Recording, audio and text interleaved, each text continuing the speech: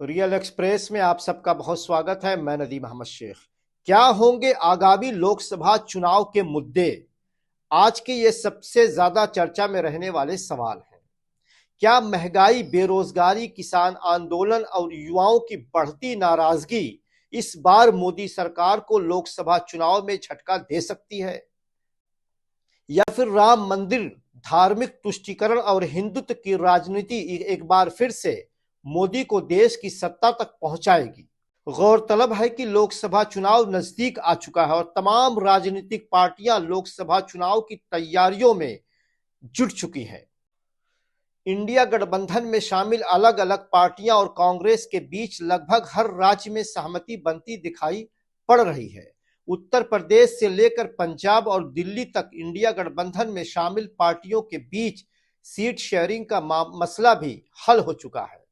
पश्चिम बंगाल, बिहार और दक्षिण भारत में भी इंडिया गठबंधन बहुत जल्द सीट शेयरिंग का मसला हल कर लेगी। अब सवाल ये पैदा होता है, क्या एनडीए गठबंधन को इंडिया गठबंधन चुनौती दे पाएगी? जहां एक तरफ देश की गोदी मीडिया इंडिया गठबंधन को कमजोर साबित करने पर तुली है, वहीं दूसरी तरफ इंडिया गठबंधन ने एनडीए गठबंधन में शामिल सभी पार्टियों, खासकर भाजपा की नींद उड़ा रखी है। इंडिया गठबंधन में शामिल उत्तर प्रदेश की मुख्य विपक्षी पार्टी समाजवादी पार्टी ने 2 दर्जन से अधिक सीटों पर अपने लोकसभा चुनाव में अपने उम्मीदवारों की सूची जारी कर दी है। हमेशा चुनावी मूड में रहने वाली भाजपा अभी तक अपना एक भी उम्मीदवार घोषित नहीं कर पाई। आखिर क्यों? मंदिर, मस्जिद, हिंदू मुस्लिम और पाकिस्तान के नाम पर चुनाव लड़ने वाली भाजपा क्या इस बार मोदी सरकार की तथाकथित उपलब्धियों पर चुनाव लड़ पाएगी? यह भी अपने आप में एक बड़ा सवाल है। यह देखना बेहद दिलचस्प होगा कि इस आगामी लोकसभा चुनाव में देश की जनता किन मुद्दों पर वोट करेगी।